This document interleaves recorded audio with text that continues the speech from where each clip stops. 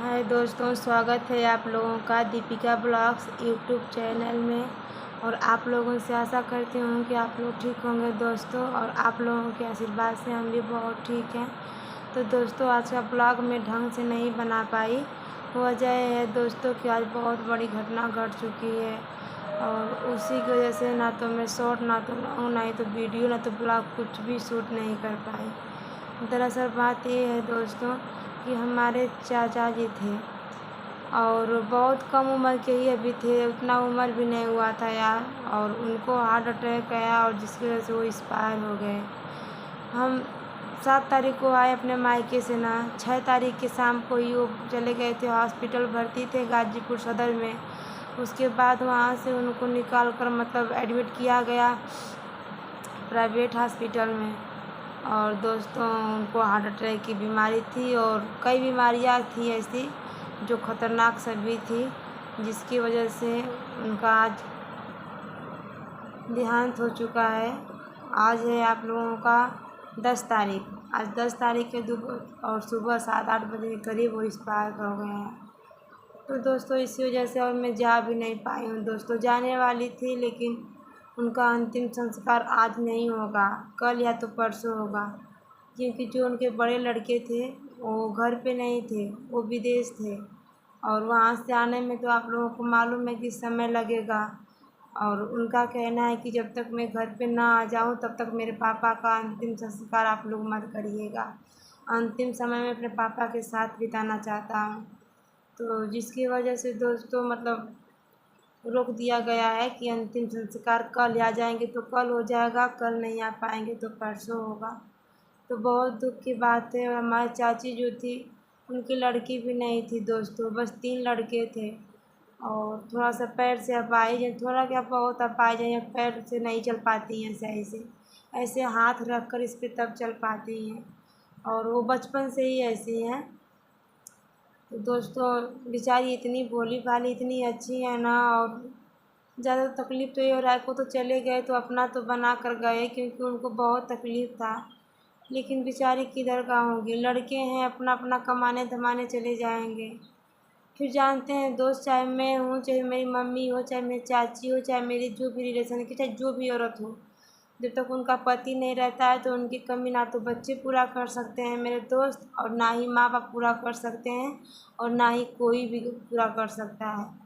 तो एक औरत के लिए सबसे बड़ी दुख ये होती है दोस्तों, बड़ी विपद होती है कि उनका पति साथ छोड़ दें। और अभी तो बहुत कम उम्र भी था चाची का और चाचा का भी, और इतने कम उम्र में अलविदा कह गए। तब से मैं ये सोच रही हूँ कैसे रहेंगी बेचारी। कहीं से आते थे तो पूछते थे कहाँ गई है, खाई कि नहीं खाई, इतना ख्याल करते थे। शुरू शुरू में तो ख्याल नहीं करते थे, वो भी विदेश के रहने वाले थे, मतलब विदेशी काम करते थे, वहीं पे रहते थे, और उतना देखभाल नहीं करते थे चाची का। लेकिन करीबन 2-3 साल से ध्यान रखते थे इन सब बातों का। और आज हमारे बीच नहीं है दोस्तों। हो सकता है मुझे कल जाना पड़ जाए। आज तो मैं गाड़ी भी कर ली और जाने के लिए तैयार भी थी, लेकिन किसी का गाड़ी लेकर जाऊंगी 100 किलोमीटर दूर से, और वहाँ पे कोई रुक कर इंतज़ार नहीं करेगा दोस्त ना, और मुझे तुरंत लौटना पड़ेगा अपने घर, क्योंकि यहाँ पे बहुत ज़रूरी है। तो इसी वजह से मैं आज नहीं जा पाई हूँ। और कल जाने की पूरी कोशिश, मन तो बहुत था कि मैं भी जाऊँ, क्या करूँ, मैं नहीं जानती थी कि ऐसी घटना घट जाएगी। नहीं तो मैं 7 तारीख को नहीं आई होती दोस्तों, कुछ दिन रुक कर आई होती।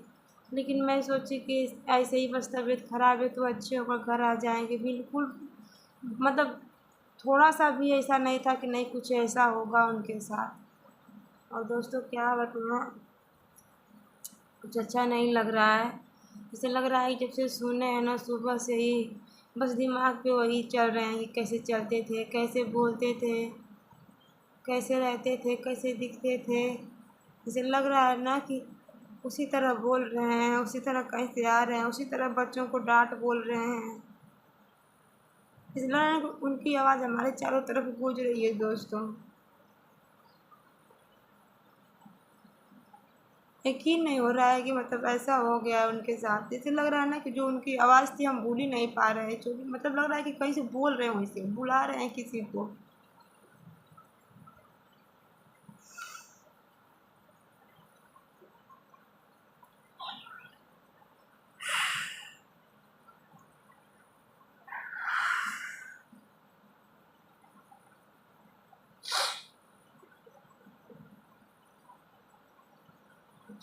आप लोग भी अपना आशीर्वाद दीजिए कि उनकी आत्मा को जहाँ भी हो भगवान शांति बनाए रखें और जहाँ भी रहे अच्छे से रहें। जो होना था वो तो हो गया दोस्तों, होने को कौन टाल सकता है। चलिए दोस्तों, हम अपना ब्लॉग यहीं पे एंड करते हैं। हिम्मत नहीं है कि इससे आगे ब्लॉग बनाओ।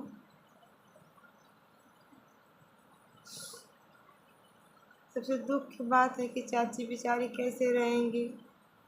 अभी हम गए थे ना तो 3 दिन पहले ही उनसे पूछे थे कि चाची आप सबसे मतलब क्या चाहती हैं कि आप तकलीफ़ में हैं तो सबसे पहले किसको देखना चाहेंगी।